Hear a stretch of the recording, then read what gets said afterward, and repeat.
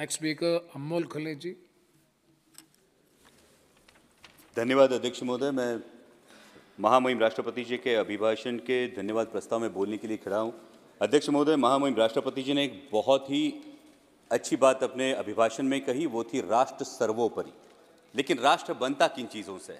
राष्ट्र न सिर्फ इमारतों से बनता है, न सिर्फ पुलों से बनता है, न सिर्फ बजट के आंकड़ों से बनता है, न इंफ्रास्ट्रक्चर से बनता है। राष्ट्र बनता है उसके देशवासियों से, इंसानों से और उनके दिलों में पनपते देशभक्ति के जज्बे से। और इन देशवासियों की परिस्थिति क्या है? हर देशवासी चाहता है अध्यक्ष महोदय कि वो एक भयमुक्त वातावरण में अपना जीवन व्यतीत करे, लेकिन मेरे चुनाव क्षेत्र में ऐसी परिस्थिति नहीं है। नेशनल वाइल्ड लाइफ सर्वे का अगर हम रिपोर्ट देखें तो उसके अनुसार मेरे चुनाव क्षेत्र में 400 से 500 लेपर्ड्स का अधिवास है। और मेरे चुनाव क्षेत्र में दिन में 3 फेज लाइट नहीं होती, इसलिए रात में खेत को पानी देने के लिए जाना पड़ता है और आए दिन किसी न किसी पर लेपर्ड का हमला होता है। आज तक 18,000 मवेशियों का नुकसान हुआ है। 20 से 25 लोगों ने पिछले साल में अपनी जान गंवाई है। और अभी जुन्नर फॉरेस्ट विभाग ने महाराष्ट्र सरकार को एक प्रस्ताव भेजा है, जो इकलौता सोल्यूशन है वो लेपर्ड रिप्रोडक्शन कंट्रोल का सोल्यूशन है। और इसके लिए मैं नियमित तरीके से मंत्रालय से भी गुजारिश कर रहा हूं और मेरी ये गुजारिश है कि मंत्रालय इस पर संज्ञान ले और लेपर्ड रिप्रोडक्शन कंट्रोल करे और मेरे चुनाव क्षेत्र में दिन में 3 फेज लाइट देने का निर्देश राज्य सरकार को पारित करे। महामहिम राष्ट्रपति जी ने अपने अभिभाषण में गरीबों के लिए मकान की बात की, जो निश्चित ही सराहनीय है।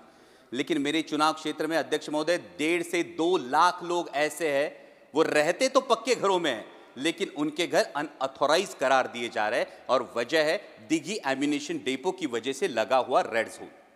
महामहिम राष्ट्रपति जी ने कानूनों में सुधार की बात की और समय के साथ हर किसी को बदलना चाहिए।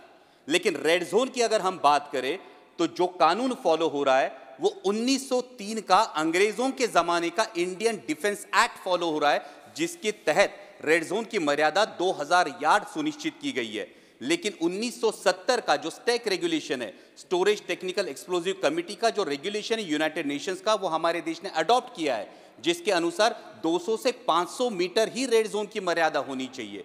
तो जब हम कानून के सुधार की बात करते हैं तो मेरी सरकार से ये गुजारिश है कि जो कानून हमने अडॉप्ट किया है उस पर अमल किया जाए और 500 मीटर के आगे ये रेड जोन की मर्यादा से देशवासियों को राहत दी जाए। महामहिम राष्ट्रपति जी ने अपने अभिभाषण में एग्रीकल्चर एक्सपोर्ट की बात की और विकसित भारत के जो 4 स्तंभ हैं उन्होंने किसानों का जिक्र भी किया। लेकिन वास्तविकता यह है अध्यक्ष महोदय, पिछले 35-40 दिनों से अनियन के एक्सपोर्ट पर पाबंदी लग चुकी है।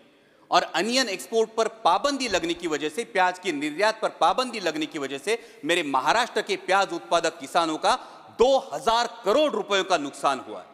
और इस पाबंदी की वजह से भला हो रहा है पाकिस्तान के किसानों का, क्योंकि मिडिल ईस्ट का मार्केट हो, यूरोप का मार्केट हो, ये पूरा पाकिस्तान अनियन ग्रोअर फार्मर्स के हाथ में चला गया है। और पाकिस्तान के किसानों को उनके प्याज का दाम मिल रहा है, लेकिन मेरे किसान को अपना प्याज 8 से 10 रुपए किलो के दाम में बेचना पड़ रहा है। हमने सरकार से सुना था कि पाकिस्तान की कमर तोड़ देंगे, ये तो इस निर्णय की वजह से पाकिस्तान के किसानों को भला हो रहा है, कमर मेरे किसानों की टूट रही है।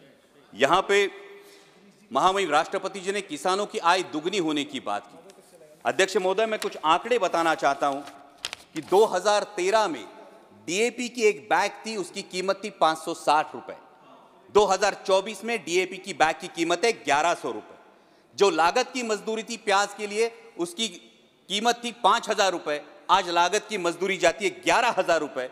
आज 2013 में प्याज बिक रहा था 20 रुपए किलो में, आज प्याज बिक रहा है 8 से 10 रुपए किलो में। 2013 में सोयाबीन बिक रहा था 6,000 रुपए क्विंटल के दरों में, आज सोयाबीन बिक रहा है 4,500 रुपए क्विंटल के दरों में। तो किसान की आय दुगनी हुई या 2 गुने से ज्यादा घट गई है? जब हम विकसित भारत का एक स्तंभ किसानों को मानते हैं तो ये मैं कहना चाहूंगा कि जब विकसित भारत की यात्रा होती है, दिल्ली में ठंड बहुत है, किसी को बताना नहीं पड़ता ठंड बहुत है, हम महसूस करते हैं ठंड बहुत है। तो जब विकसित भारत है तो ये बताना क्यों पड़ता है? मेरा किसान ये महसूस क्यों नहीं कर पाता कि ये विकसित भारत है, मेरी आय दुगनी हुई है? और ये मेरी दरख्वास्त है कि किसानों के बारे में गंभीरतापूर्वक ये विचार किया जाए, क्योंकि अगर उगाने वाला उगाएगा नहीं तो खाने वाला खाएगा क्या, ये सवाल बनता है। अंत में महामहिम राष्ट्रपति जी ने राम मंदिर के निर्माण की बात की। और मर्यादा पुरुषोत्तम प्रभु श्री राम, हमारे राम लल्ला जो विराजमान हुए, उसके लिए मैं समूचे देश का अभिनंदन करता हूं। और उसी के बारे में कुछ पंक्तियां कहकर मैं अपनी वाणी को विराम दूंगा। अध्यक्ष महोदय, जब राम लल्ला की प्राण प्रतिष्ठा की बात आई तो किसी ने कहा बिना कलश के प्राण प्रतिष्ठा कैसे होगी, किसी ने कहा बिना कलश के प्राण प्रतिष्ठा कैसे होगी, किसी ने कहा जब चुनाव ही प्राण हो तो सोचो कौन सी प्रतिष्ठा दांव पे लगी होगी। लोग तो कुछ कहेंगे, लोगों का काम है कहना, आप जन की बात मत सुनना, सिर्फ मन की बात करना। फिर भी खुश थे हम, फिर भी खुश थे हम। 500 साल का सपना जो पूरा हो रहा था, हमारे अंदर का हिंदू भी पूरी तरह से जाग गया था। तो चल पड़े अयोध्या की ओर, राम लल्ला की दर्शन की आस लगाए। चल पड़े अयोध्या की ओर, राम लल्ला के दर्शन की आस लगाए। जो सामने नजारा देखा वो देखकर दंग रह गए। वो 3 मंजिले, 400 खंबे, 32 सीढ़ियां, जय श्री राम का नारा लगाते हुए हम सीढ़ियां चढ़ने लगे। राम लल्ला से क्या गुहार लगाए ये सोचने लगे। पहली सीढ़ी पर याद आई महंगाई, पहली सीढ़ी पर याद आई महंगाई, दूसरी पर देश में बढ़ती बेरोजगारी, तीसरी पर पत्रकारिता की चरण चुंबकता, चौथी पर सेंट्रल एजेंसीज की संदिग्ध भूमिका। हर सीढ़ी पर कुछ न कुछ याद आ रहा था, हर सीढ़ी पर कुछ न कुछ याद आ रहा था। कहीं 15 लाख का जुमला, कहीं किसानों का आक्रोश था, कहीं महिला कुश्तीगिरों की वेदना थी, कहीं सालाना 2 करोड़ रोजगारों का वादा था, कहीं बढ़ती सांप्रदायिकता थी, तो कहीं चुनिंदा पूंजीपतियों पर मेहरबान हमारी सरकार का चेहरा था। इस वास्तविकता ने झंझोड़ने के बाद, इस वास्तविकता ने झंझोड़ने के बाद भी हम अंधभक्तों की तरह चलते गए। होश तो तब संभाला जब राम लल्ला के दर्शन हुए। हमें नतमस्तक देख राम लल्ला मुस्कुराते हुए बोले, हमें नतमस्तक देख राम लल्ला मुस्कुराते हुए बोले, मैं कल भी था, आज भी हूं, कल भी रहूंगा। जितना इस मंदिर में हूं उतना ही तुम्हारे मन में रहूंगा। लेकिन याद रखना हमेशा, लेकिन याद रखना हमेशा, मैंने त्रेता युग में रामराज जलाया था, तुम कलयुग में जीते हो जहां संविधान ने गणराज जलाया है। धर्म समाज का किनारा जरूर है, धर्म समाज का किनारा जरूर है, लेकिन देश एक बहती धारा है। किनारे को धारा के बीच में लाया तो प्रवाह अड़ जाता है, प्रगति के पथ से हट जाता है। इसलिए धर्म का ठेकेदार नहीं, पहरेदार बनना चाहिए। इसलिए धर्म का ठेकेदार नहीं, पहरेदार बनना चाहिए।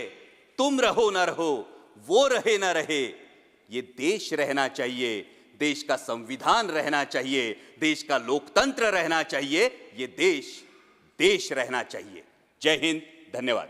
धन्यवाद, धन्यवाद। Next speaker Shri